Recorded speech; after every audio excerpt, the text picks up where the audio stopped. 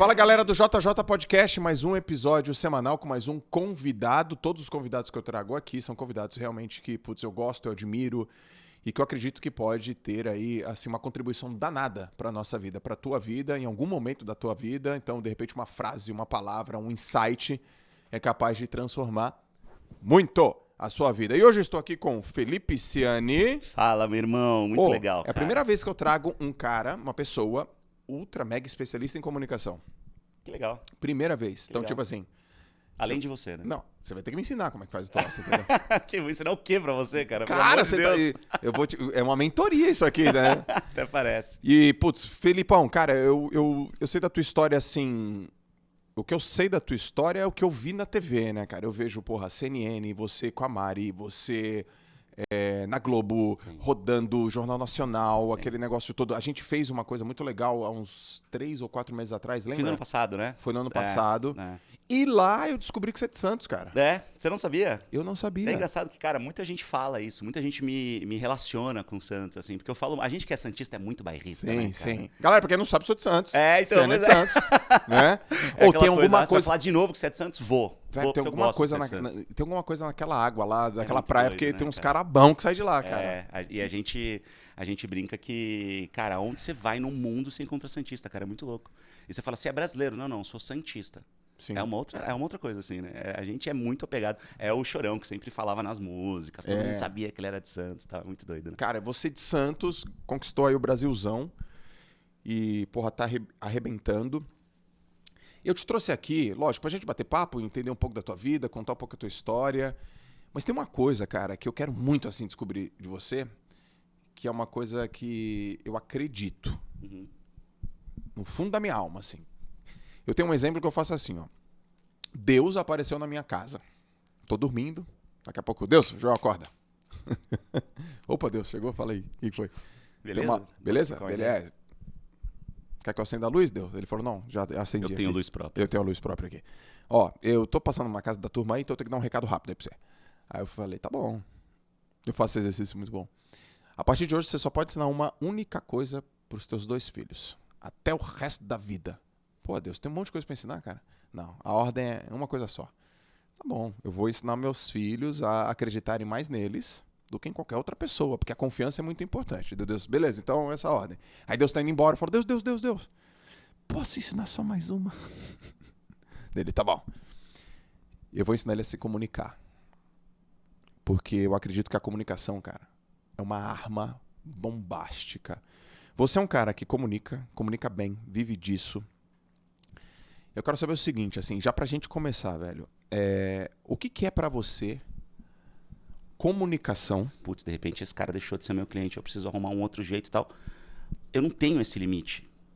Eu vou vender boné, né? Eu trouxe o boné aqui da empresa pra você de presente, eu vou vender boné. Legal. Mas tem gente que não usa boné, então, putz, esse é o meu limite. Eu vou ter que ensinar o cara a criar a necessidade. Todo mundo precisa se comunicar. Eu sempre falo em palestra pra galera que, assim, a gente no Brasil tem, segundo o Sebrae, mais de 20 milhões de empresas de CNPJs, né? Vamos supor que a gente tem, sei lá, 75% dessas empresas ativas, a gente está falando de mais de 15 milhões de empresas. Todas essas empresas querem estar dentro das mídias sociais. Todas. Se não todas, as que não estão ou não querem, não sabem que precisam. Isso é fato. E para estar dentro das redes sociais, elas precisam de quê? De conteúdo. E quem produz conteúdo? Empresas de comunicação como a minha, né? Então, eu tô no mercado, eu tenho a sorte de estar no mercado e eu tenho a sorte de sempre ter sido apaixonado e sempre ter tido a vontade de estar no mercado que todo mundo precisa e que todo mundo tem necessidade. E uma coisa que eu não admito, Joel, eu sempre falo isso, assim, ela assistiu minha palestra já em... A Antônia. A Antônia assistiu minha palestra, tem foto, né? Falou que tirou foto comigo com a Mari lá. Prova. Exatamente, cara, prova. Eu quero que você me mostre a foto. Se achar a foto, a gente coloca aqui. E ela com certeza me ouviu falando isso na palestra, porque eu sempre falo isso nas minhas palestras. Eu não admito ninguém dizendo que o mercado de comunicação tá ruim. E a gente ouve isso o tempo inteiro. Porque a gente ainda tem a mania de achar que o mercado de comunicação são as 4 maiores emissoras de TV que a gente tem no Brasil. Ok. 5, 6, talvez. Medos de rádios, algumas revistas que, putz, infelizmente, as que insistiram no papel estão diminuindo. A gente viu o que aconteceu com o Grupo Abril, por exemplo. O mercado não é esse. O mercado é esse outro de todas as outras empresas que estão no mercado precisando de conteúdo. E quem faz conteúdo melhor que pessoas formadas em comunicação social, com habilitação em jornalismo, publicidade, relações públicas. A diferença é que tem uma coisa básica, já tô falando pra caramba, né? Tô adiantando um monte de assunto aqui. Não, né? manda bala. É que eu vou assim, vou emendando Vai. uma coisa na outra, porque uma coisa básica que eu acho que não existe dentro das faculdades de comunicação, pelo menos não com a força que deveria existir, é ensinar empreendedorismo. Certo. O empreendedorismo, para mim, foi o grande divisor de águas da minha carreira. Porque até quando eu falo do meu trabalho na televisão, eu uso conceitos de autoempreendedorismo. Então, eu me trato como uma empresa hoje. Eu tenho um CNPJ meu, além do CNPJ das outras empresas que eu tenho. Então, acho que quando você se entende como uma empresa, quando você olha ao mercado e percebe a quantidade de oportunidades que existem para pessoas que se comunicam, que sabem comunicação, que sabem vender comunicação, aí você entende que o mercado é infinito. Ponto. Essa é a palavra. Então, acho que quando a gente entende isso, a gente consegue entender o tamanho e a importância que a comunicação tem hoje. No mercado e em qualquer mercado. Eu acho que isso é transformador. Por exemplo, você está falando que o mercado de comunicação é infinito, concordo. Concordo. E por que ainda algumas pessoas negam isso? O que você sabe que essa maior parte, essa grande parte das pessoas não sabem? Eu sempre falo que eu sou muito resistente ao discurso por si só. Eu não tenho absolutamente nada contra pessoas que são vendedores de cursos ou qualquer coisa nesse sentido, que não têm entregas consolidadas para oferecer. Não tenho nada contra essas pessoas, acho que tem mercado para todo mundo, mas eu tendo a acreditar mais numa pessoa que vai me fazer uma mentoria, que Muito vai me dar mais. um curso e que tem entrega. Muito mais, né? Mas você sabe que eu tô tentando ser elegante, você Você percebeu? está sendo elegante, mas a verdade é a seguinte, galera. A verdade é a seguinte. Se você fica no discurso vago, esquece, né? Ninguém confia em você. E, cara, você tem resultado, aí a gente confia. É o que mais tem. É o que mais tem. Então, assim, quando eu faço uma mentoria para alguém, quando eu dou um curso para alguém, quando eu faço uma palestra para alguém, cara, eu tenho uma carreira inteira ali de quase 20 anos para mostrar. Eu tenho reportagens no Jornal Nacional, eu tenho os 2 programas que eu apresento hoje na CNN. Então, a gente precisa ter entrega, né, cara? Então, quando você conversa com uma pessoa que nega o poder da comunicação, é porque essa pessoa nunca conseguiu resultados com isso. Perfeito. Muito provavelmente. Peguei. Então é muito fácil você convencer essa pessoa do poder da comunicação. É com resultado, é com entrega.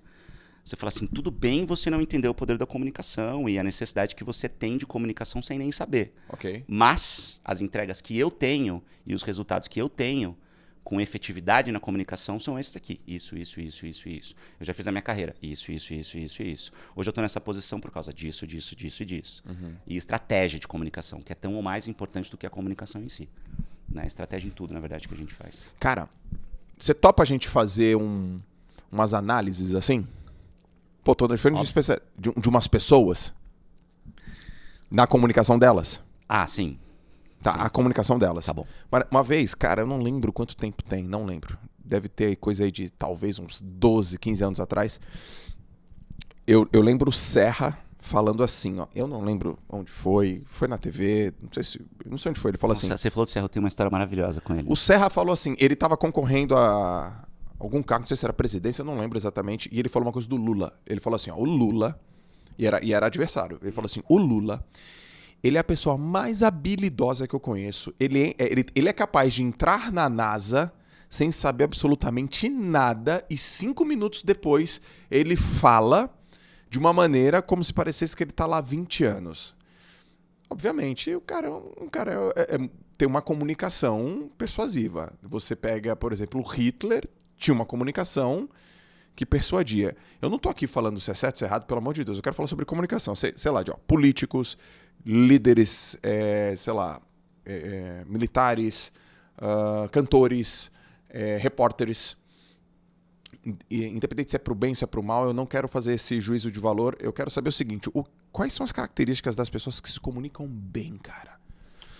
E mesmo se leva para as piores catástrofes do planeta Terra, as piores cagadas do planeta Terra, até as coisas ultra maravilhosas. O discurso do Martin Luther King, o discurso... I have a dream, né? I have a dream. Sim.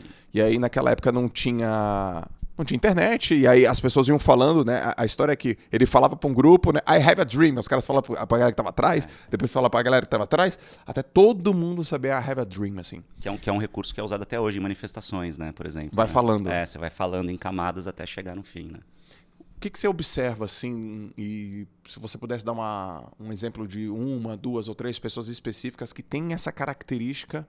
Porque eu olho, por exemplo, o cara no discurso do Oscar, falo, caraca, o jeito que ele fala. Eu olho o discurso do Denzel Washington, eu falo, o jeito, a fala, a sobrancelha, a pausa, a causa, assim. Então, você é um especialista, você deve fazer isso tipo, o dia inteiro, né? Que eu sempre falo nas minhas palestras, eu não gosto muito de usar PowerPoint, por exemplo, de usar uma apresentação pronta. Muitas vezes eu uso pela exigência, mas eu não gosto muito porque eu gosto de pegar os assuntos que estão rolando. Eu também não gosto de faz a palestra, abre para pergunta. Não, quando eu comunico, quando eu converso com alguém, é sempre aberto para pergunta o tempo todo.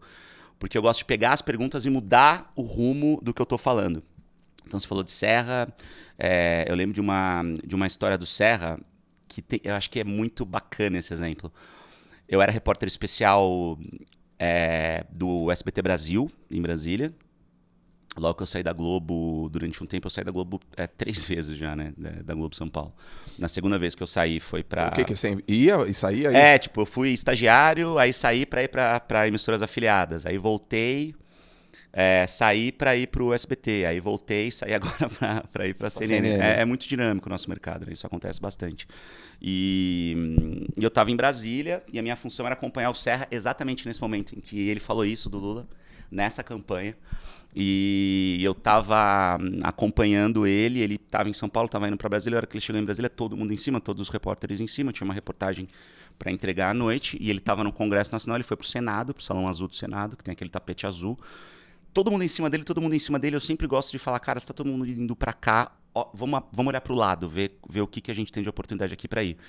Peguei meu cinegrafista, puxei ele, fui pelo outro lado, fui lá pra frente e fiquei parado, porque eu falei, tá todo mundo andando, eles vão chegar aqui, se eu ficar parado e firmar o corpo, uma hora o Serra vai chegar em mim. Dito e feito. Parei, todo mundo começou a empurrar, de repente o Serra saiu na minha frente. E todos os repórteres tentando chegar atrás e os seguranças parados. E era um momento em que ele ainda não tinha assumido que ele era candidato à presidência da República, que foi pouco antes da campanha.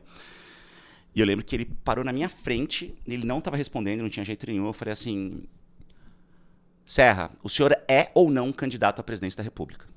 E ele olhou para mim, virou a cara e saiu andando. Pronto. Era a melhor resposta que eu precisava, a não resposta. A comunicação não verbal. Tá. Ele se negou a dar a resposta. Certo. Porque ninguém conseguiu nem fazer a resposta para ele naquele momento.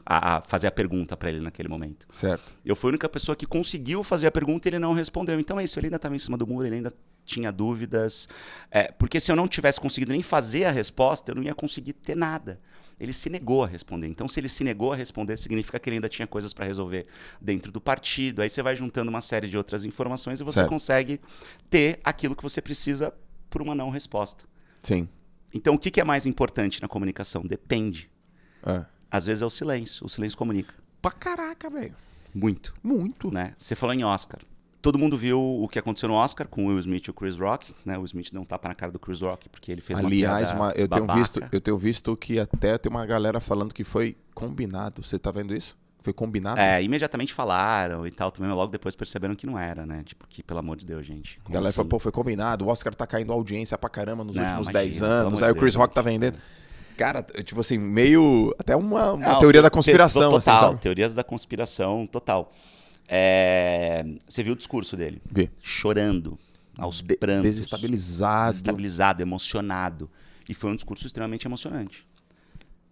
Teria sido, se não tivesse acontecido a piada bizarra que o Chris Rock fez com a esposa dele? Não, não teria sido.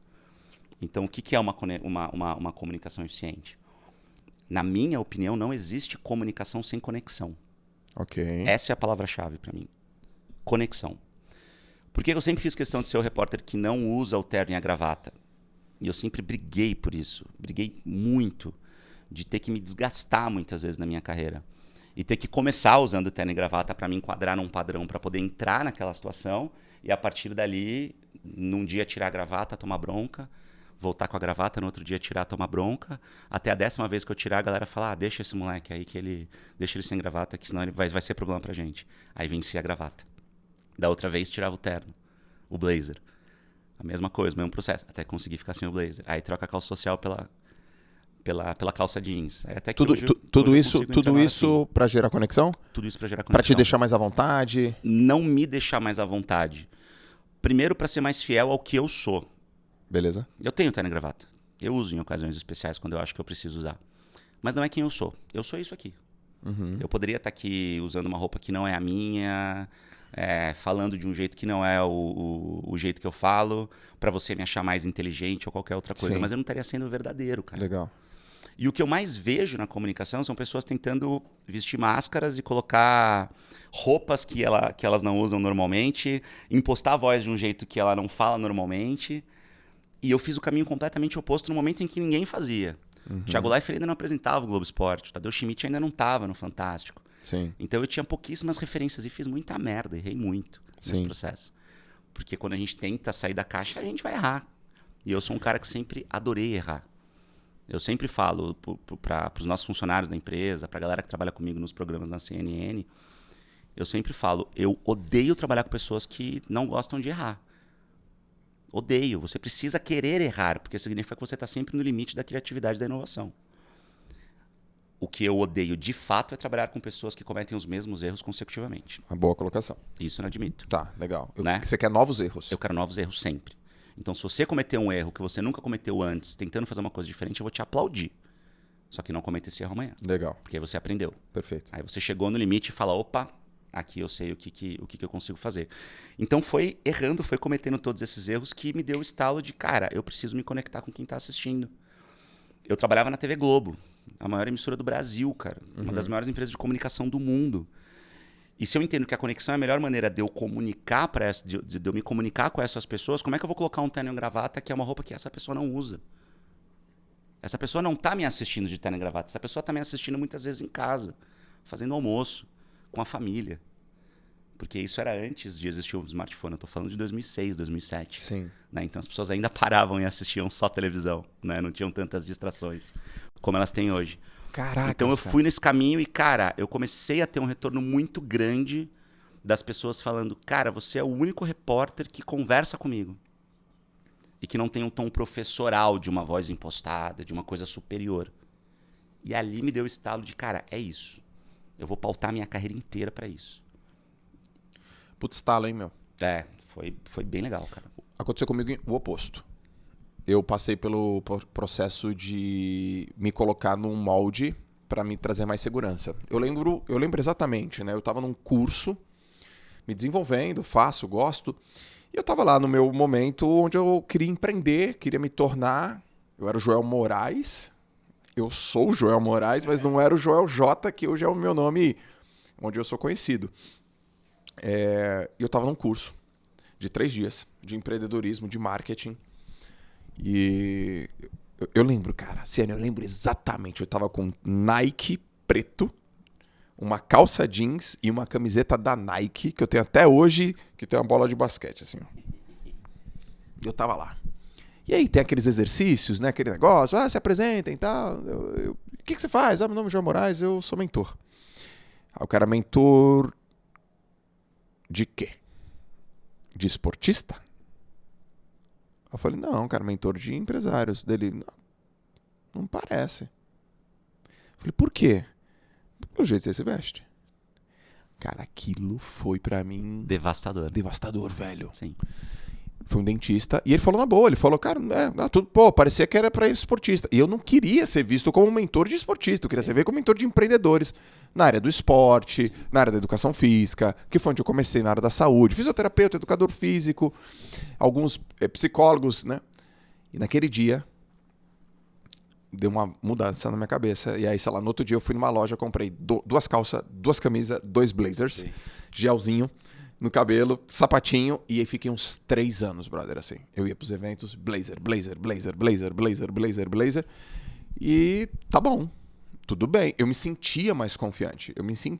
Você usava roupa de trabalho. De trabalho. Eu me sentia mais confiante, eu falei, legal, sou mentor, eu tô de acordo. E a internet foi começando a me aceitar. E nesse meio caminho eu conheci uma pessoa que é muito minha amiga, que é a Carol Cantelli. E aí ela falou assim, cara, eu não acho que você se conecta com essa roupa.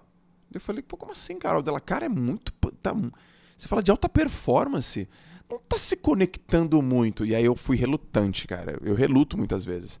Mas um dia eu resolvi, cara, tirar o blazer e voltar pro tênis, voltar pra calça e botei uma camiseta. Ciane, o troço conectou. E nunca mais eu coloquei um blazer. Nunca mais eu coloquei um blazer. Então... Gente, tudo bem o blazer, tá? Só pra deixar claro pra quem usa, tá tudo certo, tá? Tudo certo. Exatamente, não é uma regra. Larga, vamos rasgar os blazers, não é isso, né? Exatamente. Não, são perfis, né? Eu precisava daquilo, foi importante pra eu sentir confiança, foi importante naquela fase pra eu provar, pra eu justificar, pra eu ter resultado. Mas quando eu comecei a ficar mainstream, vamos dizer assim, aí a turma que eu falava queria uma proximidade. Sim. E aí eu comecei a proximidade pela roupa. E eu voltei. E eu sou assim, eu sou um cara de bermuda, calça, camiseta. E trancinha porque eu curto. Então foi legal esse negócio que você falou da conexão, porque eu acredito e vivo, né? Aí tem também a conexão das palavras, cara. Tem que falar simples. Tem que falar simples. Aquela palavra confusa, aquela palavra complicada. Você tá falando tudo que eu acredito, cara. Exatamente. Você tá falando da minha cartilha, assim. Tem que falar simples. Aí eu vou te contar uma história irada. Eu fiquei 4 anos trabalhando no Instituto Neymar. E foi, porra, uma experiência, caraca, surreal na minha vida. Foi maravilhosa. Aí em 2015, a gente recebeu uma ligação. Ó, o Neymar pai tá vindo, o Fagner tá vindo pra conhecer o Instituto. Porra, Fagner, quem dera ser um peixe. Eu falei, caraca, velho, eu curto Fagner pra cacete. O cara chegou e o Neymarzão foi apresentando o Instituto e, Joel, vem comigo, vem. E ó, aqui é a sala de inglês, aqui é a sala de espanhol. Aí, Joel, pega um violão lá pro Fagner. Pô, Fagner, toca uma música pra gente. Lógico que eu toco. E eu toco o violão, né? Aí catei o violão, afinei. E comecei a tocar. Vou te contar, os olhos já não podem ver. Cara, é uma música cheia de nota perfeita, bonita. Sim. Ré com sexta, com nona, 13ª diminuta que tem. Nossa. Cara, é só harmonia linda. E aí ele tocando, né? E aí, foi uma coisa muito legal, né? Ele olhou, cara, você toca bem, meu. Nossa, cara, você toca muito bem, hein? Música bonita essa. Você toca muito melhor que eu. Aí ele, caramba, meu, você toca bem, hein? Eu não sei tocar essa música com essas notas. Essas notas não vendem. Tapa na cara. Tapa na cara. Você toca bem, essa música é linda. Eu não sei fazer essas notas, mas essas notas não vendem. Elas são complexas. O que vende é a nota simples. É a cifra simplificada. É a cifra simplificada. É o sertanejo, velho. É aquela mensagem do tipo, meu, dormi na praça, fiquei muito louco, perdi R$50. É Ramones. É Ramones, né? É tudo muito simples. É Legião Urbana que fez isso. 15 músicas com 3 acordes.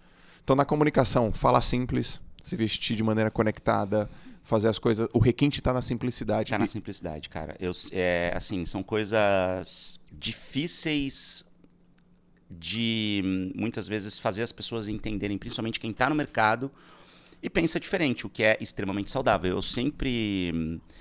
Tenho alguns exemplos na cabeça, por exemplo, tem um cara que eu amo de paixão, que é o Márcio Canuto. Né? Ele é... Putz, o Canuto é... Canuto é o repórter. Exatamente. Meu filho, saiu do cachorro. O que é que você achou? Ele saiu da Globo, se aposentou, agora tá fazendo o Paulistão pela Record. Cara, se enfiava no meio da galera. Maravilhoso. Maravilhoso. E o Canuto virou um cara muito querido, assim, pra mim, pessoalmente. Porque o Canuto, ele é aquilo fora do vídeo. Exatamente aquilo. Então, se o Canuto chegar aqui, se chamar ele pra vir aqui no teu podcast, ele vai te dar um abraço. Joel, meu filho! Ele vai te abraçar, vai te levantar, vai te erguer. Ele tem 2 metros de altura. E ele fala daquele jeito. E o Canuto é aquilo. Sim. Ele é aquilo. E tem um outro cara que eu gosto muito também na Globo, que é o Roberto Paiva. Saiu recentemente da Globo, inclusive. E o Paiva é aquele cara que chega aqui... Olá, Joel J, tudo bem? Como você está? Tudo bem. Muito prazer.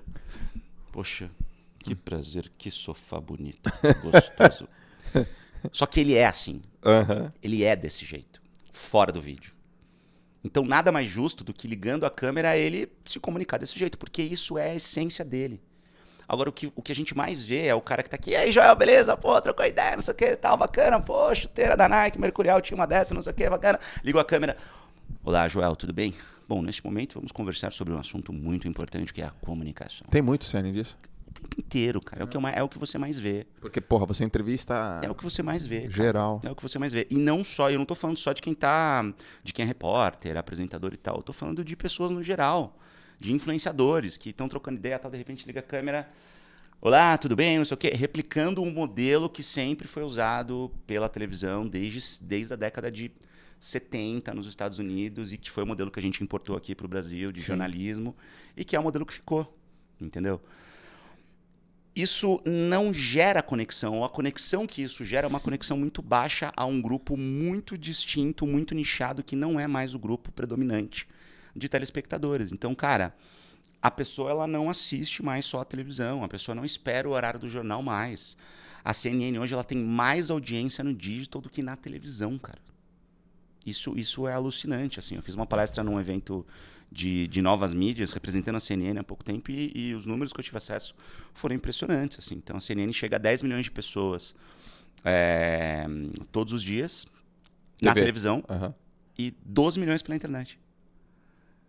Então, cara, essencialmente é uma televisão, mas que não se posiciona mais como uma televisão, se posiciona como uma grande produtora de conteúdo multimídia. Exato, de informação. Cara. É um veículo. E foi isso que mais me foi... Muito mais do que grana, qualquer outra coisa, assim. Esse projeto, ele foi muito atrativo para mim. Porque eu falei, cara, isso é muito moderno, isso conversa muito com o que eu defendo, isso vai muito direto na minha bandeira. E fazendo esse movimento todo, a gente compra muitas brigas. E a gente tem que entender que muita gente não vai gostar e tá tudo bem. Certo. E a gente tá falando de pessoas que estão do nosso lado. Porque a gente que é jornalista, isso não acontece só com jornalista, acontece com advogado, acontece com engenheiro, acontece com um monte de gente. A gente gosta de falar pro nosso colega. A gente não gosta de falar com o nosso público. Isso jornalista? Principalmente o jornalista. Quando você diz o quê? Porque eu gosto de falar, sabe o quê? Que o projeto está em tramitação na CCJ do Senado. Muita gente não entende isso. Não entende. Não faz ideia do que é isso. Cara, às vezes tem... Às vezes não, muitas vezes, cara. O repórter tá falando uma coisa lá no jornal qualquer que seja. O que você tá falando, cara? Que sigla é essa? É isso. Isso significa que é um projeto de lei que pode virar uma lei, que primeiro vai para uma comissão, que é a Comissão de Constituição e Justiça, chamada de CCJ, que é a comissão que vai dar uma analisada, é como se fosse um mini plenário, com menos senadores, e esses senadores vão dar uma analisada inicial, tirar o que é bizarro ali desse projeto. Esse projeto vai para o plenário, aí todos os 81 senadores vão dar uma olhada, vão analisar, de repente isso vira lei, mas depois, para virar lei, vai ter que também ser visto pelo presidente da República, aí o presidente sanciona só depois vira lei. Se for para Câmara dos Deputados também tem uma CCJ lá, aí os deputados vão olhar primeiro na comissão, depois vai para o plenário, são 513 deputados, é muita gente, para conseguir consenso de tudo isso, aí tem o jogo político, não sei o que tal, aí vai para o Senado, acontece a mesma coisa. É assim que a gente tem que explicar as coisas. Sim. É assim que a gente tem que falar com as pessoas. E no live, quando eu apresentava o live, que era o jornal que eu fui fazer na CNN junto com a Mari, eu falava para minha equipe que não estava acostumada a fazer esse tipo de jornalismo, gente... Vamos falar em CCJ, a gente tem que explicar que é a Comissão de Constituição e Justiça. Aí no dia seguinte, gente, alguém colocou um negócio aqui, o repórter falou CCJ e não explicou o que era. Sim. Não, mas a gente explicou ontem. Eu falei, mas a pessoa que assistiu ontem não é a mesma que vai assistir hoje. Ah, mas a gente sempre vai ter que explicar? Sim. Cara, isso é animal. Sim. Simples assim. Ó, a gente sempre vai ter que explicar. Escuta essa, Malu, que ele tá falando aqui, ó. Porque, Malu, social media, só pra vocês entenderem, eu tô fazendo uma live, velho. Fiz lá a live e dentro da live tinha lá 10 mil pessoas assistindo, puta de um contexto, falei uma coisa, peguei um recorte da live e soltei no feed. Não pode soltar no feed, por exemplo, no mesmo formato que eu disse na live, porque o cara, o que você tá falando? Eu não participei da live. Então, é como assim, tem que explicar no detalhinho, simplesinho, todas as vezes. Ah, mas sempre? Sim. Sempre. Sempre. Porque a pessoa que vai ver no feed certo, não necessariamente assistiu a live. É simples assim. Ah, mas isso eu ouvi muito já na minha carreira. Muito. Ah, mas você está subestimando o telespectador. Eu falei, não, eu só estou potencializando a mensagem. Porque o cara que já sabe, se eu me comunicar do jeito certo, dizendo, ó, provavelmente você já sabe, mas só para reforçar o conceito... Ah, essa é boa. A CCJ é a Comissão de Constituição e Justiça, não sei o que, não sei o que, não sei o que, não sei o que lá. Porque o que mais tem também é a caneta, galera me dá que... caneta, me dá caneta. Porque já anotei, porque na live já... Não. Não, porque o que mais tem é a galera que vai balançar a cabeça e falar sim, claro, entendi. A pessoa não entendeu porque ela tem medo de se expor, tem medo de parecer burra, aquela besteira que a gente tem, né? E ela finge que entendeu, ela não entendeu, a sua comunicação não foi efetiva. Uhum. Você não conseguiu comunicar do jeito que você queria, mas o seu colega do lado, que já sabe, que já entende, que conhece toda essa terminologia, bateu palma. Que reportagem linda. Pronto. Só que o teu público não entendeu, cara. Você se comunicou? E aí você fez isso com um terno, com uma gravata, com uma voz impostada, falando um monte de terminologia que só o teu colega do lado entendeu. Isso é comunicação efetiva? Cara, você falou para um público que é muito específico. Você falou para algumas pessoas que dominam esse assunto. Sim. Esse assunto ele ficou restrito no topo da pirâmide. Sim. É isso que você quer? Porque se for, tá tudo bem. Beleza. Tá tudo certo. Know your audience. Isso é primordial na comunicação. Sim. Vamos fazer uma palestra, Ciane? Vamos, legal. Conversa lá com meu time fecha, não sei o quê. Você tem uma palestra de tal, legal. Onde é? Lugar tal. Quem vai assistir? Pra quem é? É a primeira pergunta que eu faço. Ah, a galera quer que você fale de empreendedorismo. Bacana. Eu sempre puxo alguma coisa para comunicação, mas eu tô falando para empreendedores ou eu tô falando para pessoas que querem começar a empreender? A palestra é outra, cara. O jeito de falar é outro. Porque se são pessoas que já são empreendedoras, eu posso falar em... Pode entrar, Antônio. Já entrou? Tem um fogo aqui que... Que são pessoas que já são empreendedoras, eu posso falar termos mais técnicos, eu posso falar de lucro presumido, de lucro real, de fluxo de caixa, de um monte de coisa. Agora, se são pessoas que estão querendo começar a empreender, eu preciso começar a falar muito simples, cara.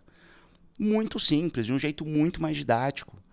Então, eu acho que esse tipo de escolha do que falar e como falar é fundamental. De como é que você vai criar essa conexão, de como é que você vai chegar nessa pessoa. E acho que um outro ponto muito importante, eu vou te falar um negócio agora que eu acho muito engraçado, porque muita gente fica um pouco impressionado quando eu falo isso. Eu provavelmente vou ser um dos caras com a autoestima mais baixa que você vai conhecer na sua vida. Eu tenho um problema de autoestima muito grande, assim, muito grande. Profissional? Em todos os sentidos. Uhum. E eu acho que muito por conta da minha história, por conta da infância, família, aquela coisa toda. E eu acho que esse foi o maior trunfo da minha carreira. Porque eu sempre busquei a perfeição para me autoafirmar. Para eu olhar e, de alguma forma, ter orgulho do que eu faço. E acho que isso fez eu sempre ser um cara alucinado por resultado, alucinado por querer conquistar sempre o melhor. E sempre mais, e sempre mais, e sempre mais, e sempre mais. Hoje, cara, eu tô com quase 40 anos, quase 20 anos de profissão, já fiz um monte de coisa. Graças a Deus já tenho algum reconhecimento ali no mercado. E às vezes eu me vejo conversando com pessoas e falando tal coisa, a Mari vira pra mim e fala assim, amor, respira, tá tudo bem, calma. E aí eu olho e falo, caramba, é verdade. Eu não preciso mais, de repente, ficar o tempo todo reforçando as mesmas coisas ou falando alguns conceitos, porque de repente tá tudo bem, eu já provei meu ponto. Mas isso foi sempre o meu motivador, isso foi sempre o que me jogou pra frente, pra bater na mesma tecla. Você canalizou positivamente Exato. Um sentimento que te dava insegurança. Exato. Exato. Quem é pra você hoje, ou quem são as pessoas que você pode falar, que comunicador incrível, assim? Ou foi? Sem juízo de valor. Sem. Né? Sem. Galera, uma coisa importante, eu sempre falo isso. Seguir é diferente da like. Né?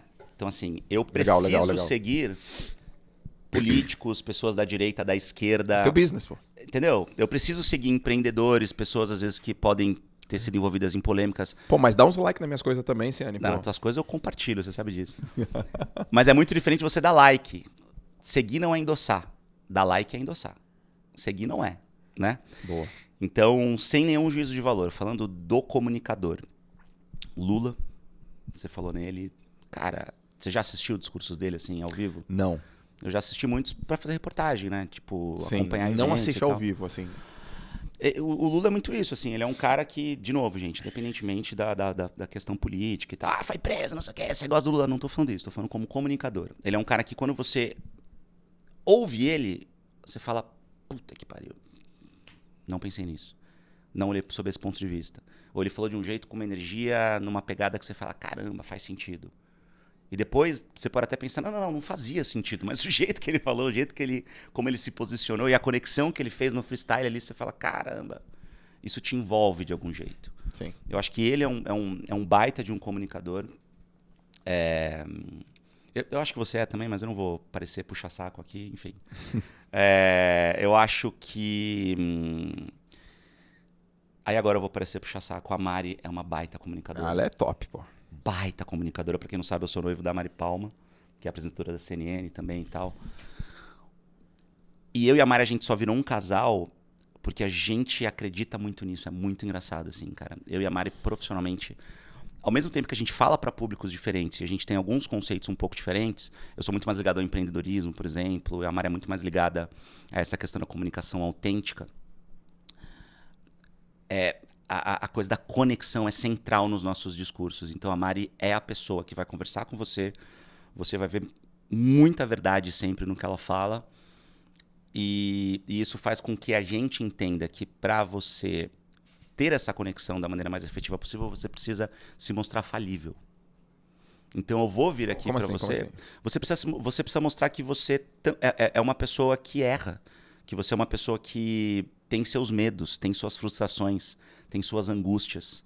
Então eu falar para você que, putz, eu tenho uma questão com a minha autoestima, isso me expõe pra cacete, cara. Isso vai fazer com que muita gente que tá olhando vai falar assim, nossa, puta, ele não é o cara foda que eu imaginei que ele fosse. Mas para muitas outras pessoas, cacete, eu vou começar a seguir esse cara porque esse cara ele não é inatingível.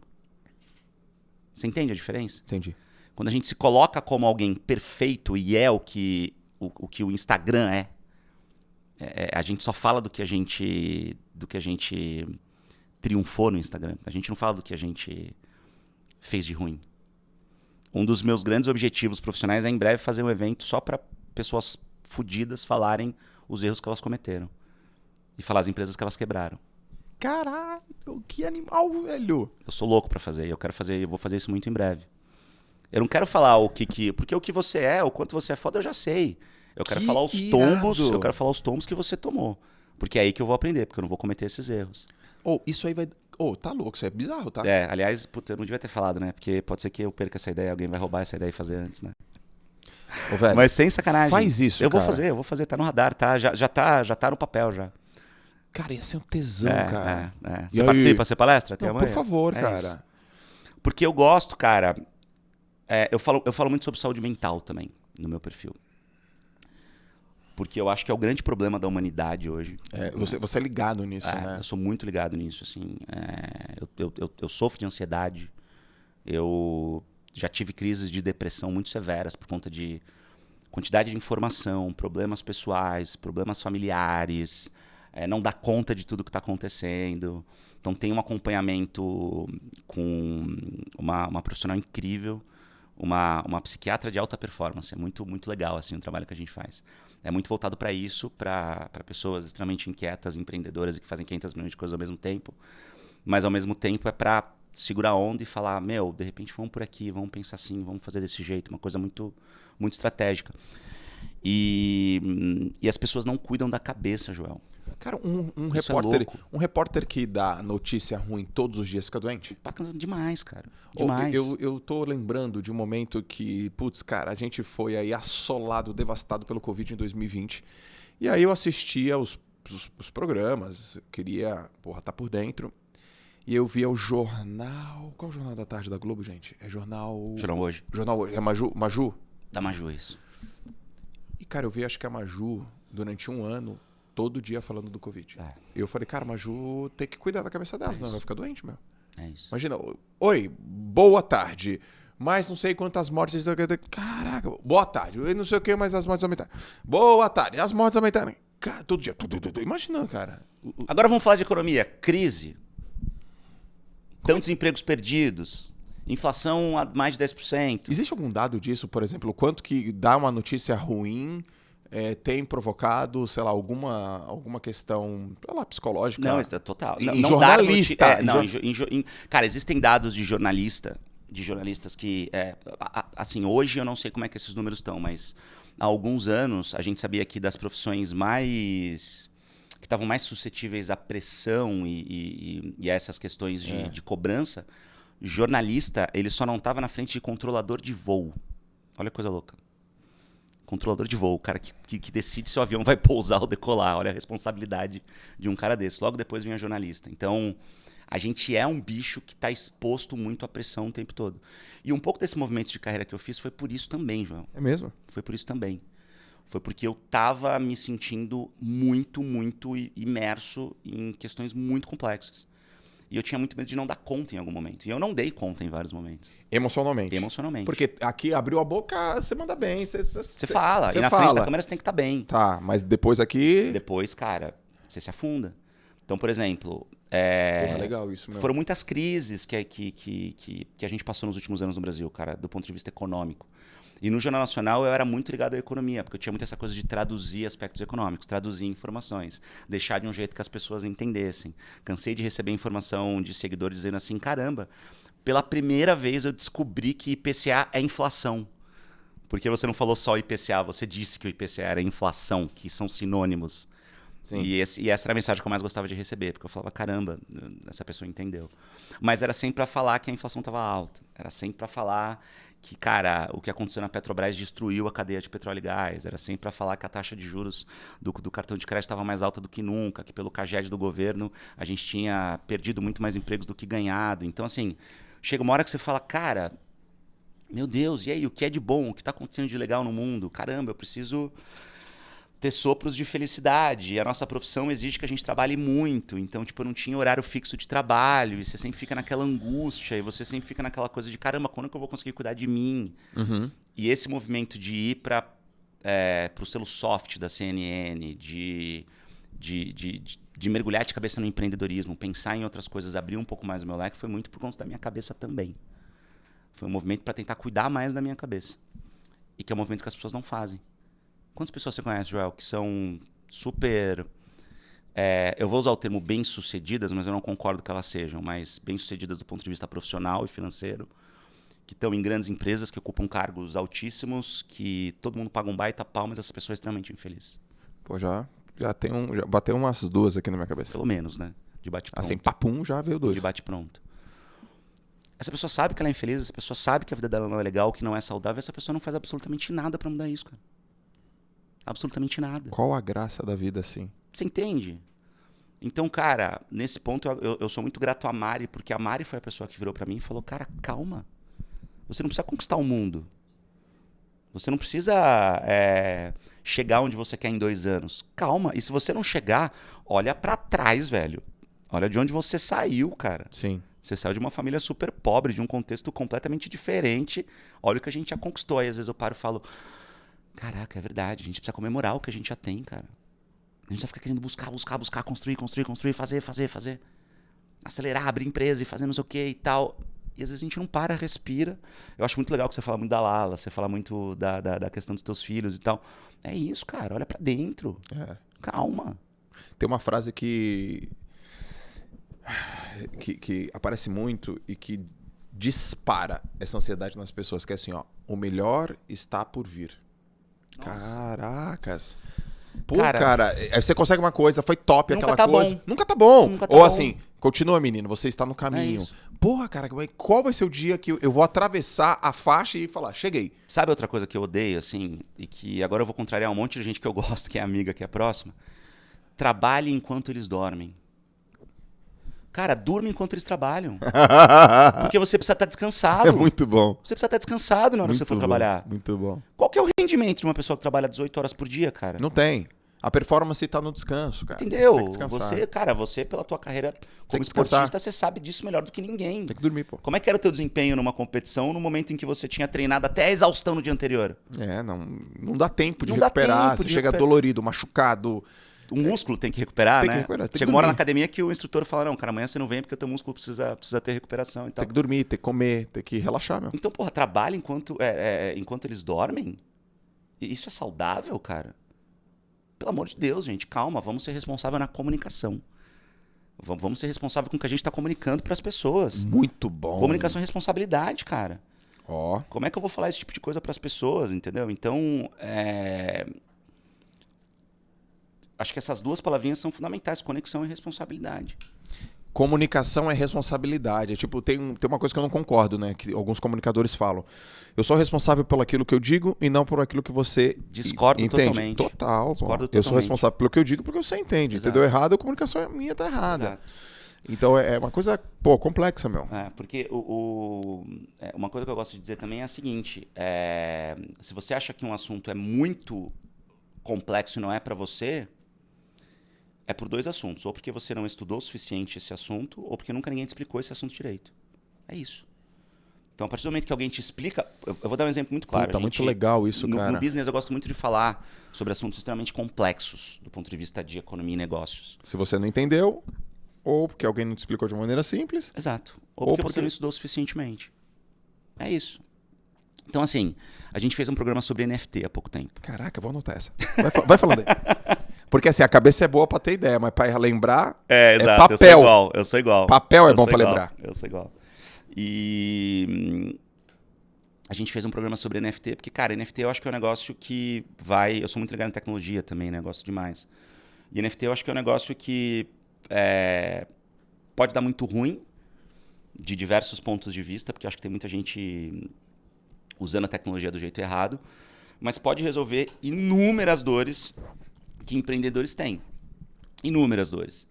E eu falei, a gente precisa fazer um programa sobre isso, mostrar o que já tem de negócio, de business, de grana, e mostrar para as pessoas que NFT não é necessariamente você vender uma obra de arte por 100 milhões, porque as pessoas estão entendendo NFT assim. E não é só isso, é muito mais do que isso. Puta, mas como é que a gente vai explicar NFT? Eu falei, a gente vai fazer uma crônica de abertura, a gente tem mais ou menos um modelinho ali que a gente chegou no business que funciona demais. Assim, é uma crônica de abertura apresentando assuntos, tentando explicar do jeito mais simples possível. Uma entrevista com um super especialista no assunto, uma entrevista com um case legal no assunto e uma entrevista com alguém que vai falar sobre aquele assunto dentro do mercado financeiro. Então, o cara vai falar, sei lá, quais são as empresas que têm capital aberto ou como é que o mercado financeiro reage a esse tipo de coisa. Aquele especialista é a autoridade que vai chancelar o que a gente está falando, ou vai fazer a gente mudar de opinião. E o case que está dentro do assunto, que pode ser uma empresa, que pode ser alguém que tá mexendo. E a crônica de abertura eu sempre tento quebrar a cabeça junto com os editores, junto com o Naka, que é o Fernando Nakagawa, que apresenta comigo, que virou um irmão de vida, assim, além de ser um dos analistas de economia mais brilhantes que eu já conheci na vida, porque se comunica de um jeito muito simples. A gente quebrou a cabeça e a gente chegou na seguinte conclusão. Eu falei, gente, vamos num cartório. Vamos fazer imagens num cartório. Eu preciso de imagens de carimbo, eu preciso de imagens de selinho de autenticação de assinatura. Vamos abrir firma, vamos, não sei o quê. Uhum. Por que é isso? Porque, cara, o NFT nada mais é do que aquele selinho da assinatura autenticada. É isso. Explica NFT da maneira que qualquer pessoa entenda. Cara, NFT nada mais é do que um certificado de que esse papel aqui, com essas coisas que você escreveu, de fato é seu.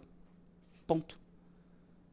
Significa que ninguém mais vai ter? Não, eu posso ter, porque, eu vou virar aqui e falar assim, putz, o Joel fez essas anotações, tirei a foto. Eu tenho a foto. Mas significa mas você não tem o certificado. Que a propriedade é minha? Não, por quê? Porque o NFT está aqui. É isso. É tão simples quanto Foi isso. Foi simples. É tão simples quanto isso. E a gente tem a mania de dizer que é o seguinte, as pessoas explicam assim, NFT significa Non-Fungible Tokens. Significa o seguinte, tokens que não fungíveis.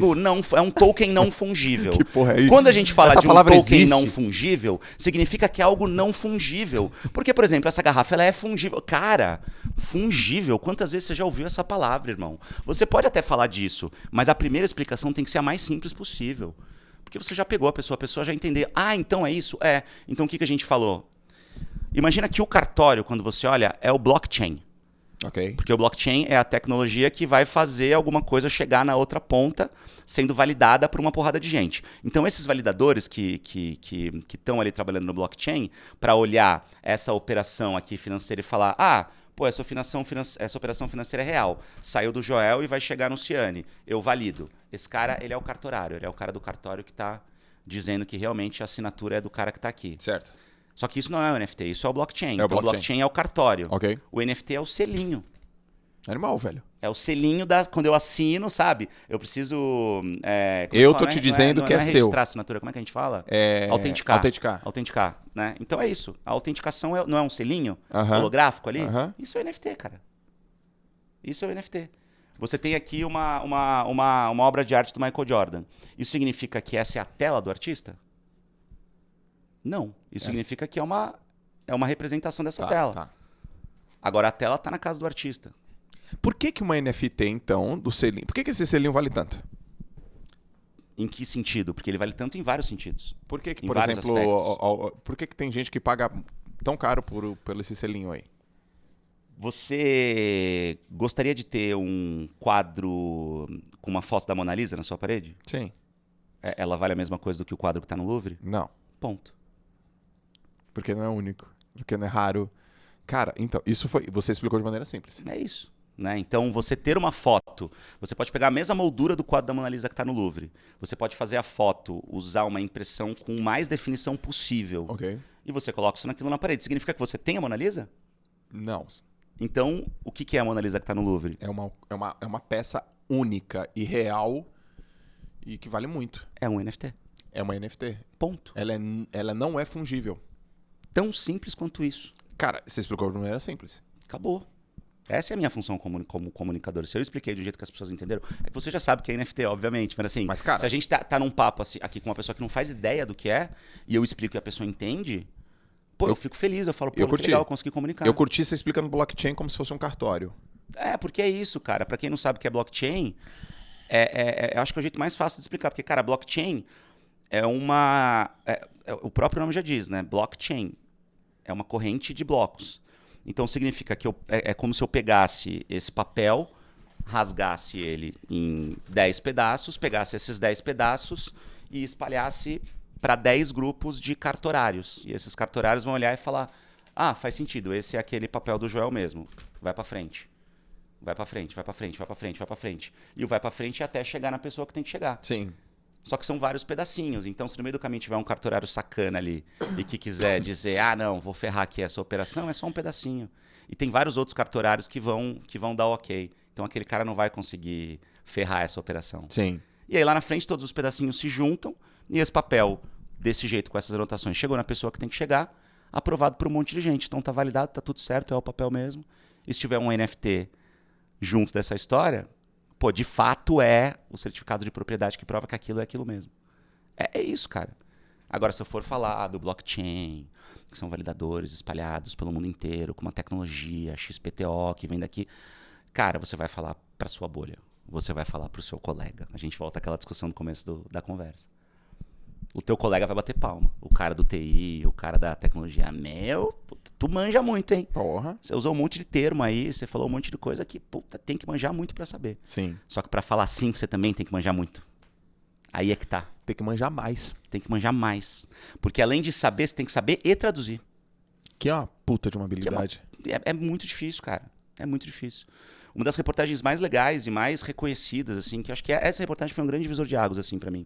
Eu já estava no Jornal Nacional e a gente recebeu um relatório sobre competitividade internacional, que é um relatório que é feito todo ano, né? São vários países que participam desse levantamento, 60 e poucos países na época, hoje eu não sei como é que tá, mas é mais ou menos a mesma amostragem sempre.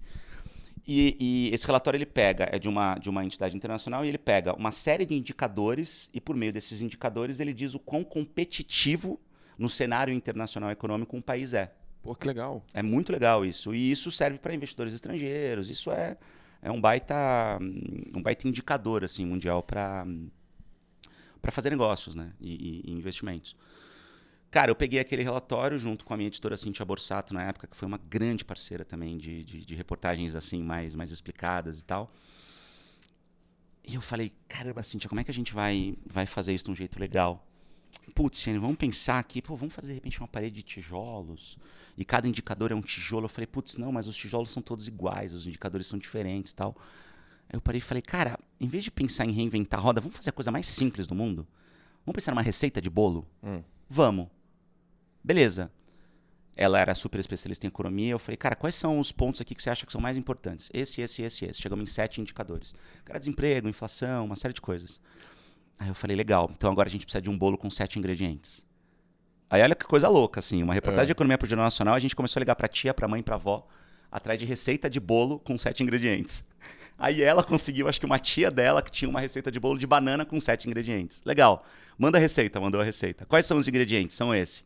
Vamos começar a fazer correlações dos ingredientes da receita de bolo da sua tia com esses indicadores. Açúcar. Açúcar é juros. Porque açúcar é bom, mas açúcar demais acaba com a receita. Juros são importantes para a economia, mas juros demais ferram a economia. Então, legal, é açúcar. Então, a receita que a gente vai fazer, a gente não vai colocar a quantidade de açúcar que a receita manda. A gente vai pôr muito mais. Porque os juros brasileiros não estão seguindo a receita correta. Certo. A farinha que a gente vai usar, que era uma questão muito mais da base, né, da questão estrutural do país. Todo bolo tem que ter farinha. Tem que ter farinha. Só que a farinha do nosso bolo não é a farinha ideal, é uma farinha empelotada. É essa farinha que a gente vai usar. Tá. A banana que a gente vai usar, que é o ingrediente principal, vai ser uma banana podre. Porque ela representa corrupção, que é um indicador importante. O nível de corrupção do Brasil era altíssimo. Putz. O fermento que a gente vai usar é muito menos do que diz a receita. Porque naquele momento o Brasil tinha crescido 0,1%. Então a gente pegava uma colherada na imagem, assim, em vez de colocar a colher inteira de fermento, a gente dava só um tequinho. E tudo isso junto com arte e tal, e a gente fez o quê? A gente ligou para um chefe de cozinha super renomado e falou, cara, você pode fazer uma receita que não vai dar certo? Para ser nosso parceiro, explicamos o conceito e tal, e o cara topou. A gente levou até lá todos os ingredientes, a gente gravou, fez a receita desse jeito, eu fiz o roteiro, um texto sempre fazendo essas relações, explicando tal, não sei o quê. E a gente pegou esse bolo e colocou no forno. E a gente assou esse bolo. E esse bolo ficou, obviamente, horrível, ficou muito feio. Sim. Ficou pequeno, porque ele não cresceu, tal, não sei o quê, banana podre, aquela coisa toda. E aí o que eu fiz? Eu falei, bom, esse aqui é o bolo do Brasil. O Brasil assa esse bolo porque todos esses indicadores são tão errados, tão esquisitos. Eu falei, pô, o que é o cenário internacional? O que é o mercado? É uma vitrine. Aí a gente foi na Galeria dos Pães, cara, uma padaria, porra, animal aqui de São Paulo. Pegamos uma prateleira com bolos lindos e eu coloquei o bolo lá na prateleira. Virei pros caras, pro gerente e falei assim, eu posso ferrar tua prateleira por 2 minutos só pra fazer uma imagem aqui? O cara, pelo amor de Deus, você vai pôr esse lixo na prateleira aqui, cara. Eu falei, não é 2 minutos. A gente não deixa nem os clientes chegarem. Coloquei. E aí na arte a gente colocou uma bandeirinha em cada bolo lindo e falava, ó, esse aqui é o bolo dos Estados Unidos, que tá na primeira colocação. Esse aqui é o bolo da Dinamarca. Esse aqui é o bolo da Suécia. E esse aqui é o bolo do Brasil. É assim que o Brasil se coloca na vitrine mundial. E por isso que a gente tá nas últimas colocações. Animal, velho. Então, assim, Puta matéria. foi a primeira vez que muita gente falou, cara, é a primeira vez que eu entendi esse relatório. É a primeira vez que eu entendi esse assunto. É a primeira vez que alguém me explicou do jeito certo. Você pensa desse jeito? Você pensa de maneira simples? Muito, sempre. Então você leva pro teu trabalho o teu jeito de ser, né? Sempre, muito. Pô, explica isso de uma maneira simples. É que você já consegue pegar uma coisa complexa e explicar de forma é isso simples. que eu faço há quase 20 anos. Né? A minha cabeça pensa desse jeito. O André tá aqui, trabalha com a gente lá na Ubu. É ou não é assim, André? Né? A gente está acostumado sempre a fazer esse tipo de coisa, a traduzir as coisas. E é isso que a gente vende para os clientes nas nossas produções de conteúdo. Simples. As pessoas precisam entender, cara. Você acha que por exemplo, qual é qual é o indicativo do outro lado que a coisa foi simples? É a compreensão rápida? É o clique? É o putz? Entendi. É isso? É a reação da pessoa? Sabe o que eu mais gosto de ouvir? Ah, mas é só isso. Sabe? Quando você pega um negócio que parece um bicho, a pessoa fala, ah, mas é isso? Isso. Não, mas e tal coisa? Não, tal coisa é usada desse jeito, mas nesse contexto. Puta, sabe que o cara levou 3 horas pra me explicar um negócio que você me explicou em 1 minuto? É isso. Eu gosto muito de ouvir esse tipo de coisa. E graças a Deus eu ouço muito. E eu fico muito feliz que eu falo, pô, foi eficiente. Sabe o que eu fazia? Sabe que eu fazia uma coisa muito legal? Desculpa te interromper. Eu tinha o hábito de sempre que eu fazia uma reportagem no Jornal Nacional sobre um assunto aparentemente muito complexo, eu saía da TV, a reportagem ia pro ar, não sei o que tal, às vezes abria o JN e tal. Pô, que legal, palma, porque era legal pra São Paulo, tinha uma coisa entre as praças ali e tal. Aí todo mundo curtia, bacana. Eu ia pra casa, entrava no carro, colocava o celular no Viva Voz e ligava pra quem? Dona Maria Cristina Ciani, minha mãe. Minha mãe, ela foi... agora ela aposentou, né? Falei, mãe, para de trabalhar, pelo amor de Deus, coitada. Só trabalhou a vida inteira. Segurou todas as muitas buchas do meu pai. Foi uma guerreira, então faz tudo pela minha mãe hoje. E eu tinha o hábito sempre de ligar para ela e falar, mãe, tudo bem? Tudo bem? Assistiu? Ai, assisti, filho. E aí? Ai, tava lindo. Tá bom, mãe, legal. Agora tira a coisa da mãe. Me fala o que você entendeu. Porque minha mãe ela não tem curso superior, Minha mãe foi ambulante, ela tinha carrinho de bebida na praia de Caipirinha, bem em frente à Conselheiro Nebias ali. Ficou muitos anos com carrinho ali. Teve carrinho de pastel, trabalhou em comércio a vida inteira. Cara, sempre foi muito batalhadora. E é uma pessoa inteligente, né? Porque um negócio muito importante que as pessoas confundem muito. Inteligência e conhecimento são coisas completamente diferentes, né? Se a pessoa tem conhecimento, ela não necessariamente é inteligente. Eu já vi muita gente ignorante, PhD, pós-doutorado em alguma coisa. Perfeito. Né? Então, minha mãe é extremamente inteligente. Ela não teve muito conhecimento na vida. Ela não teve oportunidade de estudo como eu tive. Como eu cavei. E eu perguntava para ela. E ela raramente entendia 100%, porque a gente tinha sempre ali 2 minutos para falar de assuntos complexos. Então, era muita informação. A retenção, você não pode esperar que vai ser 100%. Mas eu sempre percebia que ela entendia o contexto. Que ela sabia do que eu estava falando. Que ela tinha sacado a mensagem principal. Sim. E aí, desse dia, eu ficava feliz. E acontecia, eventualmente, dela não entender. Ou dela ter entendido uma outra coisa. E ali eu falava, hoje eu errei.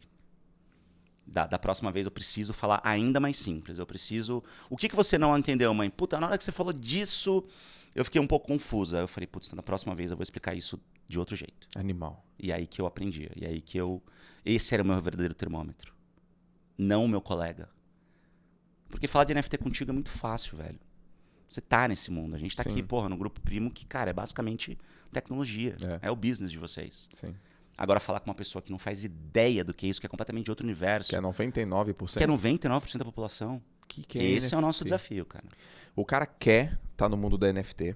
Ele quer fazer parte desse movimento. Ele não quer ficar de fora desse barco. Mas ele fala, mas eu não consigo nem entender o que é. É isso.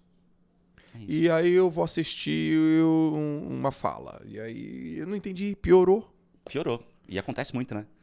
Deixa eu assistir um vídeo aqui no YouTube pra entender o assunto. Aí você pega um puta teórico, às vezes pessoas com milhões de seguidores, cara. Cara, aconteceu isso comigo tem 2 dias. Eu fui ver um vídeo de uma pessoa, ultra inteligente no YouTube, que ia falar sobre por que o Will Smith... Alguma coisa do Will Smith.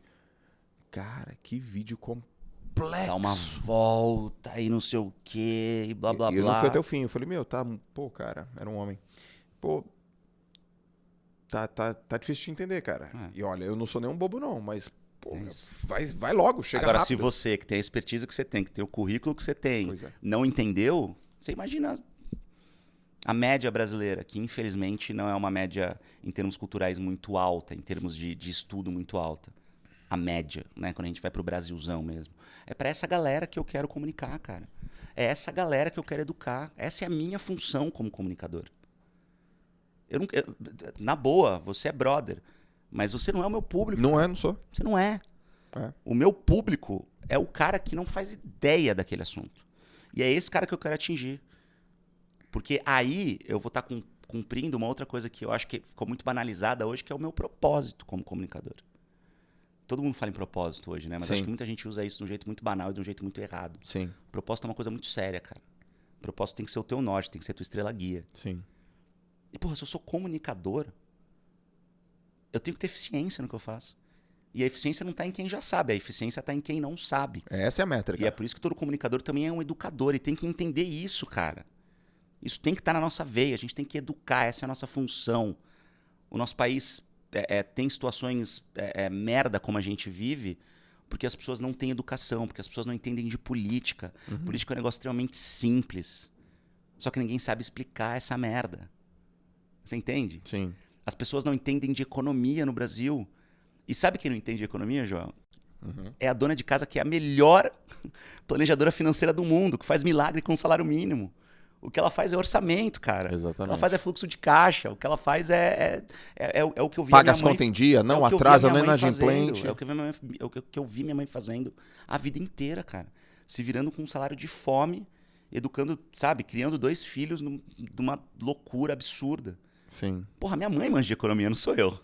Eu manjo de terminologia, eu manjo de coisas que eu aprendi em MBA e tal. Sim. Mas é ela que manja de economia. Se eu não souber explicar a economia pra ela e ela achar que a economia é complexo e se desconectar do que tá acontecendo no noticiário, nosso país não vai melhorar nunca, cara. Sério, eu costumo falar, eu sempre dou um exemplo da minha mãe. Minha mãe estudou até a 5ª série. Onde você morava em Santos? Eu morava no Canal 5. Sabe onde eu morava? Atrás do Santa Cecília, na Bento de Abreu. Ah, é? Atrás do Supercentro. Caraca. Virou papo de brother aqui já, né? Qual a rua, não sei o quê. Putz, cara, Santa Cecília. Simples, só 20 anos na minha Só vida. isso, Só exatamente. isso. Só isso, né? Putz, meu, eu morava ali. Minha mãe mora até hoje lá, né? No Canal 5, ali na Aureliano Coutinho. E minha mãe nunca leu nenhum livro de finanças. Estudou até a 5ª série e é um crânio. Minha mãe me disse a coisa mais requintada sobre finanças que está em todos os livros de finanças. É uma frase. Filho, quem guarda tem, quem não guarda fica sem. Que é uma coisa mais simples do que isso, brother. Pra você entender. O que é o balancete de uma empresa, cara? Quem guarda tem, quem não guarda fica sem. Quantas vezes você já ouviu as pessoas falando que o Uber dá prejuízo? Várias vezes. Quantas vezes você vê alguém explicando por que o Uber dá prejuízo de um jeito eficiente que as pessoas realmente entendam? É, porque, pô, dá prejuízo e aumenta o valor de mercado e não. Essa Não, mas conta não tá fechando. como é que uma empresa que tem tantos bilhões de prejuízo, que fecha tanto no vermelho, vale tanto e chega em tantos lugares, consegue fazer a promoção que eu vejo no meu aplicativo? Cara, as pessoas só falam a notícia. É a antinotícia. Porque a manchete é: o Uber fechou as contas com, sei lá, 3 bilhões de dólares de prejuízo. E acabou. Não dá pra gente dar uma notícia desse jeito, cara. A gente precisa dizer que o Uber deu prejuízo mais uma vez, porque isso faz parte de uma estratégia de expansão e que ele capta dinheiro no mercado, que quando começar a ganhar, vai ganhar sim um absurdo, porque já dominou o mundo e tal. Tem que explicar a lógica por trás das coisas, cara. Como que eu não tô tendo lucro, tô capturando dinheiro do mercado, os investidores colocam dinheiro num negócio que não tem lucro, e o dono da empresa não tira dividendo, e ele fica com salário baixo, e aí tem um cash burn. O que? Mas não... que as pessoas falam que é cash burn, mas não falam que é gastar. Quer gastar, quer torrar dinheiro. Exato. Então, peraí, eu não tiro dividendo. O que é dividendo? Exato, é isso, cara. E aí eu gasto meu dinheiro, aí o cara me dá mais dinheiro. Qual a lógica por trás disso? É isso, exatamente. Qual é a lógica por trás disso? A gente não fala. A gente se limita à notícia do deu prejuízo. E aí, quando você fala que deu prejuízo, as pessoas entendem outra coisa. As pessoas entendem que a empresa não é saudável, entendem que o negócio não é legal, começam a achar que startup é uma merda, começam a achar que isso não dá certo. E aí, o que você faz? Faz com que as pessoas se desconectem do assunto. Mano, primeiro que esse nome startup já é ruim, né? Já é ruim, cara. Eu tenho uma startup. Já é ruim, velho. Fala pra entendeu? minha mãe. Ô mãe, pô, a gente podia pegar uns dinheirinho aí e investir em umas startup. Como é, menino? Deixa meu dinheiro lá no banco, que o meu gerente sabe o que faz com ele.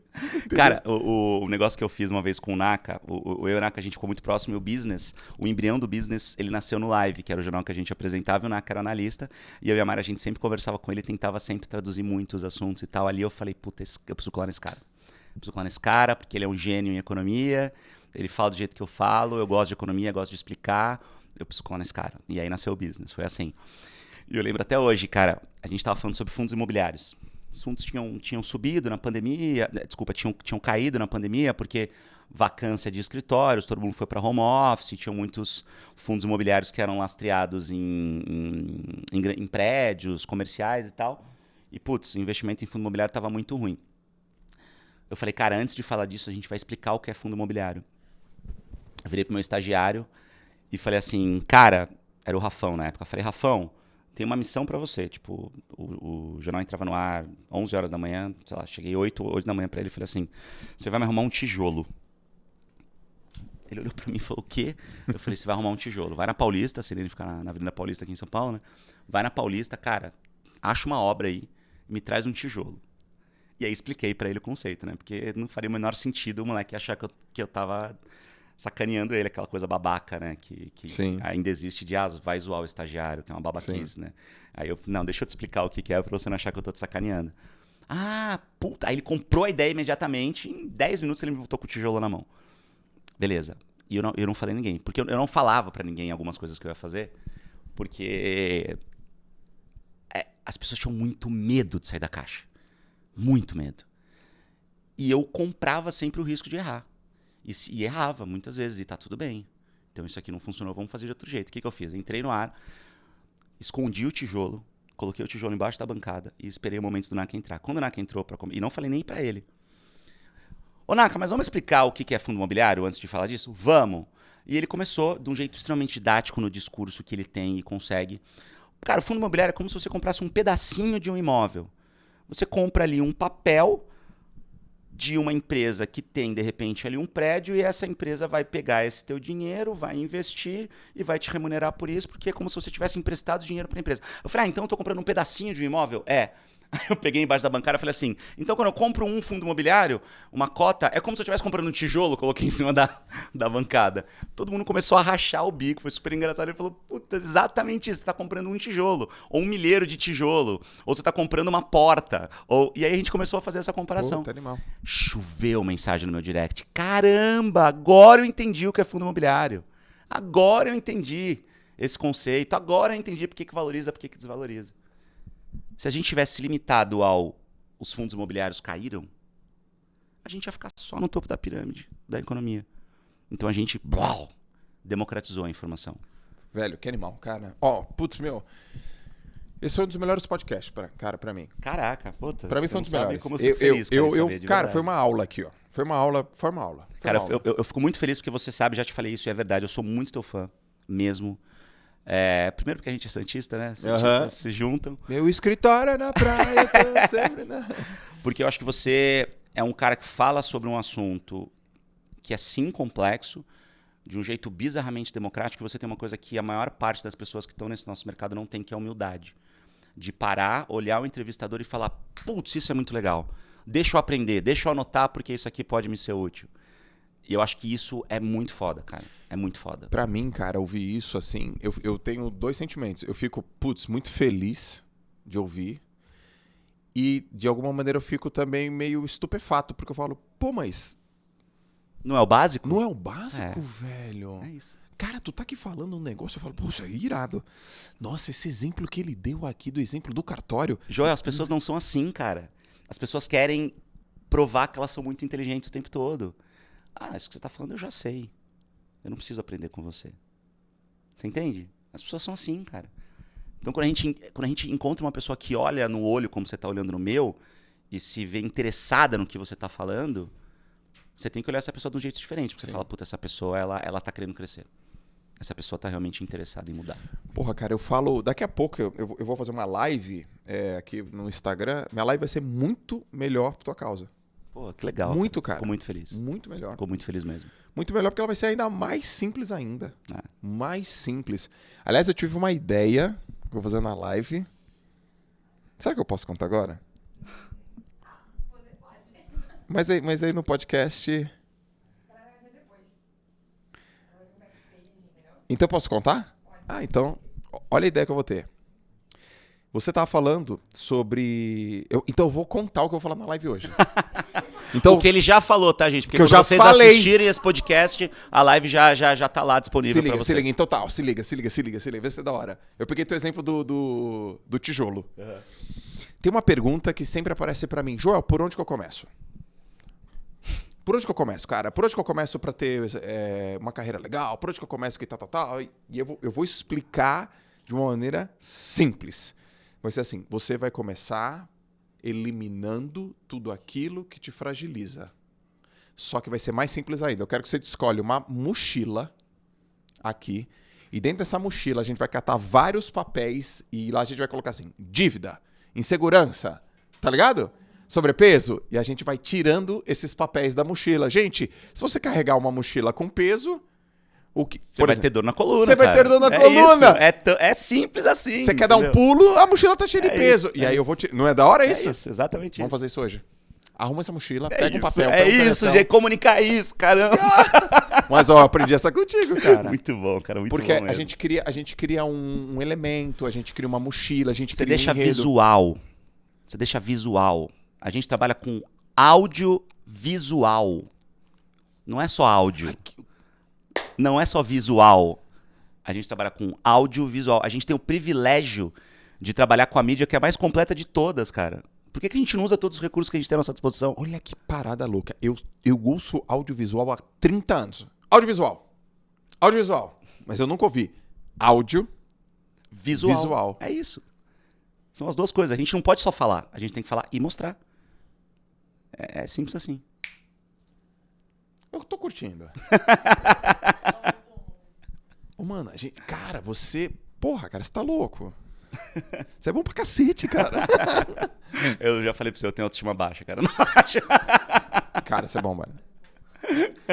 Pra onde você tá indo agora, cara? O que você tem de sonho? O que você tem de ambição? Por onde você tá levando a tua carreira, assim? Cara, eu tô levando a minha carreira... É isso, eu pivotei a minha carreira inteira pra isso. Pra não mais me apresentar pro mercado só como um jornalista, e sim como um comunicador. Então,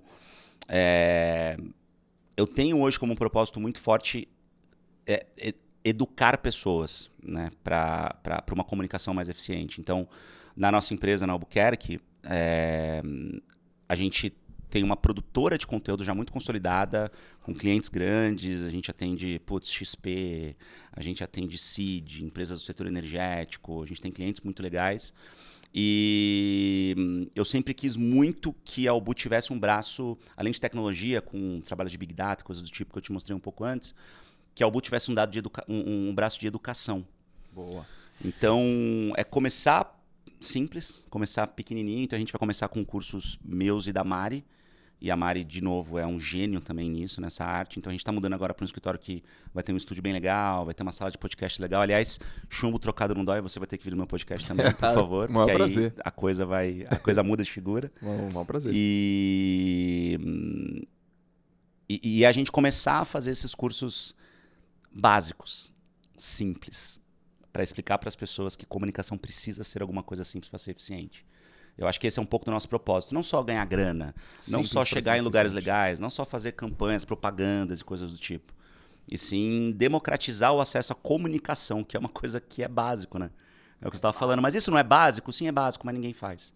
Né? Enquanto tem gente não acreditando no poder da comunicação, acho que a gente tem que continuar atuando, entendeu? Cara, que animal, cara. Você curtiu o papo? Nossa, demais. Você acha que eu tenho um talento, eu tenho um potencial para ser um entrevistador? Você acha que eu posso, né? Um dia? É sério, não é zoeira não? Claro, cara. Claro, Joel. Lógico, meu. É isso. Porque, eu acho que você tem você tem um talento muito legal, cara, para primeiro deixar as pessoas à vontade.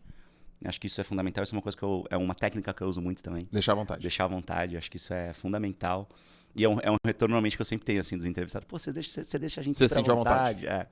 Isso é legal. E essa coisa dar a escada para a pessoa poder falar da expertise dela, mostrando exemplos que você também viveu, fazendo conexões. Então isso é muito legal. Não é só fazer a pergunta pela pergunta, entendeu? É tornar a pergunta algo próximo, algo com conexão. Você faz isso muito bem. Cara, você sabe que, o podcast para mim tá sendo um puta aprendizado, né? Sim. E se dependesse de mim, eu ia só ficar ouvindo. Eu ia ficar assim, fala aí, eu ia ficar assim. Que é o mais legal, né, cara? Mó da hora. Eu ia ficar assim. Eu tô falando muito mais do que ouvindo agora porque é a proposta aqui, né, cara? Mas no meu podcast eu vou fazer isso. Joel, e aí, cara? Vamos falar de empreendedorismo não aqui é da hora? você? Pau. Fala aí, cara. Nossa, vai lá. Caralho, não. Mas aí a turma fala, não, João, é importante também você considerar. É isso, fala alguma coisa. Fala aí uma coisa, né? Não. E eu tenho uns podcasts, lá atrás que eu faço pergunta, o cara sai falando, ele posso continuar? Fala, continua. Vai. Porque eu tô ali, modo aluno total. Agora, assim. quantos entrevistadores você conhece que quando você vai analisar o currículo, o cara não tem entrega nenhuma ou tem muito pouca entrega? E você acha que esse cara vai ser um puto entrevistador? Os caras não têm bagagem, cara. Você acha que eu sou um entrevistador hoje pior do que o que eu era há 10 anos? Não, eu sou muito melhor como entrevistador, porque eu tenho muito mais bagagem, eu vivi muito mais coisas. Eu sei, eu consigo entender algumas conexões do jeito que eu não entendo. Assim como você, um ser humano e um entrevistador muito melhor daqui 10, 20 anos. E eu espero ser. Sempre. Eu espero hoje ser muito ruim pro Ciane de daqui 10 anos. Porque senão eu parei, eu estagnei. Porra, aí do que valeu? Cara, hoje é quinta, né? Aí segunda-feira eu gravei com o Paulo Vieira. Ele tava sentado aí, velho. Aí a gente começou a falar, tal, não sei o quê. Daqui a pouco ele começou a contar uma história da vida dele. E aí eu inclinei e fiquei assim. Com o ouvido aberto do tamanho do planeta, da concha acústica lá de Santos. Sim. Fiquei assim com o ouvido. E ele começou a falar. E eu falei, caraca, cara, esse cara tá... Ele começou a chorar. Pau! Chorou. Aí quando ele chorou, ele ficou em silêncio. E aí eu pensava... O que eu tenho que fazer agora? Eu fiquei em silêncio também. Aí ele ficou em silêncio também. Aí eu falei, não vou falar nada. Eu nem olhei pra cara dele. Aí deu uns 20 segundos, cara. E ele, fez uma outra consideração. Você sabe o que é isso, João? Se eu não tivesse dado esse silêncio... Só que eu não dei, tá? É que eu não tinha o que dizer. Então, mas você sabe o que é esse silêncio? É respeito. Ó, Porque se o cara chorou, cara, ele tá dividindo com você. Primeiro, é um puta privilégio teu você entrevistar um cara que chorou com você. Porque significa que esse cara se abriu de um jeito que ele provavelmente não se abre pra muitas pessoas. E no momento em que ele fala uma coisa assim, que ele para e que você sente que ele tá no momento dele ali importante, você não emenda uma outra pergunta ou não faz qualquer outra coisa ali pra quebrar esse clima, isso é respeito, cara. Você tá respeitando o momento dele ali, entendeu? Eu cansei de parar a entrevista, parar. Falar, cara, isso não vai pro ar, pra abraçar entrevistado. Eu já fiz isso várias vezes. Várias vezes. Em situações difíceis, às vezes casos de crimes e coisas do tipo. Sim. Ou de pegar na mão e falar, meu, tá tudo bem, cara, tá tudo bem. Tu já mandou essa várias vezes? Várias vezes. Porque ali não é o jornalista, ali é o humano, cara. É humano. É humano. A gente tem que ter respeito pelas pessoas. E eu já cansei de ver também repórter chegando, oi, não sei o quê, e aí? Não, então, tudo bem. Achando que é o centro das atenções, que é o umbigo do mundo. Cara, tenha respeito, peça licença. Uma coisa que eu passei a te respeitar muito mais também é porque a gente entrou aqui, você deu bom dia pra todo mundo, você conversou com todo mundo. Como é que é lá na produtora, André? Né? A gente chega com café, com bolo, brinca, isso é cultura de empresa. Isso é muito fundamental, isso tem que ser top-down. É, top-down. Isso é respeito por pessoas, cara, entendeu? Isso é... Passei a te respeitar muito mais por isso, por essa atitude que eu vi tu aqui, isso é muito legal.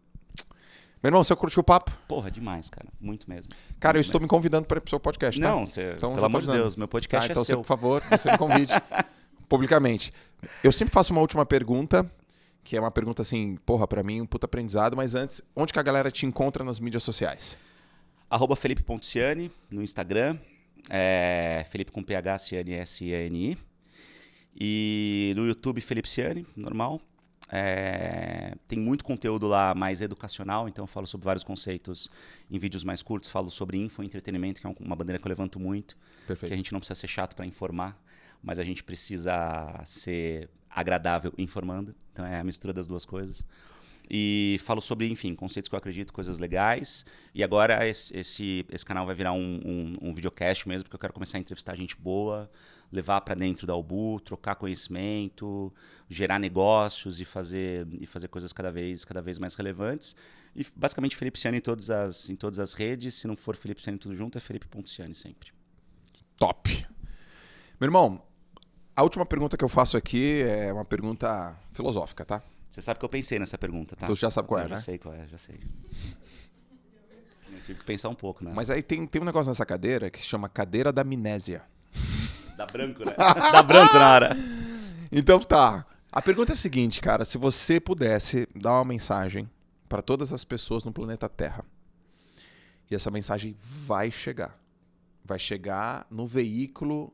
Porra, tem um país que é outdoor, vai chegar no outdoor. Tem outro que é TV, vai chegar na TV. Tem outro que a galera, porra, é streaming, é na Twitch, é no YouTube. Vai chegar e vai chegar traduzido. E lá embaixo, Felipe Ciani. Ó, Felipe Ciani te mandou essa mensagem. 7 bi de pessoas. Que mensagem é essa?